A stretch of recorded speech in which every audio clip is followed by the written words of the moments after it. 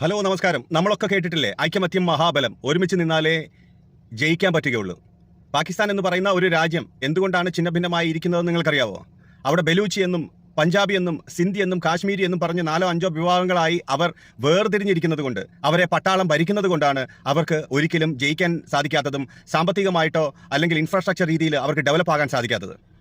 എന്നാൽ നമ്മൾ ഇപ്പം ഇന്ത്യ അവരോട് യുദ്ധം ചെയ്യുമ്പോൾ അല്ലെങ്കിൽ അവരെ പ്രതിരോധിക്കുന്ന സമയത്ത് നമ്മളുടെ ഉള്ളിൽ ആഭ്യന്തരമായി, അത് നോർത്ത് ഇന്ത്യൻ ആയാലും സൗത്ത് ഇന്ത്യൻ ആയാലും ഈസ്റ്റോ വെസ്റ്റോ ആയാലും ഹിന്ദു ആയാലും മുസ്ലിം ആയാലും മറ്റേത് മതക്കാരായാലും ഒരുമിച്ച്, അത് സൈനിക സേവനത്തിനായാലും രാഷ്ട്രീയത്തിലാണെങ്കിലും എല്ലാ പൊതുരംഗത്തും ഒരുമിച്ച് നിൽക്കുന്നത് കൊണ്ട് മാത്രമാണ് നമ്മുടെ രാജ്യം ഡെവലപ്പ് ആകുന്നതും ജയിക്കാൻ സാധിക്കുന്നതും. എന്നാൽ ഇപ്പോൾ സോഷ്യൽ മീഡിയ തുറന്നു കഴിഞ്ഞാൽ ഇന്ത്യ ഏതാണ്ട് വേറൊരു രാജ്യത്തിനെതിരെ യുദ്ധം ചെയ്യുകയല്ല, വേറെ മതങ്ങൾക്കെതിരെ യുദ്ധം ചെയ്യുകയാണ്, അല്ലെങ്കിൽ ഇന്ത്യയിൽ യുദ്ധം ചെയ്യുന്നത് ഹിന്ദുക്കളും മുസ്ലിങ്ങളും തമ്മിലാണെന്നുള്ള രീതിയിൽ പറഞ്ഞ് പ്രചരിപ്പിക്കുന്ന ഒത്തിരി അധികം ആൾക്കാരുണ്ട്. അവർ മനസ്സിലാക്കേണ്ട ഒരു കാര്യമുണ്ട്, നിങ്ങൾ ഭിന്നിപ്പിക്കാൻ ശ്രമിക്കുമ്പോൾ ജയിക്കുന്നത്, പണ്ട് ബ്രിട്ടീഷുകാർ ഭിന്നിപ്പിച്ച് ഭരിക്കുക എന്നുള്ള നയം പയറ്റിയാണ് ഇന്ത്യയെ വിഭജിച്ചതും ഇന്ത്യയെ നശിപ്പിച്ചുകൊണ്ടിരുന്നതും.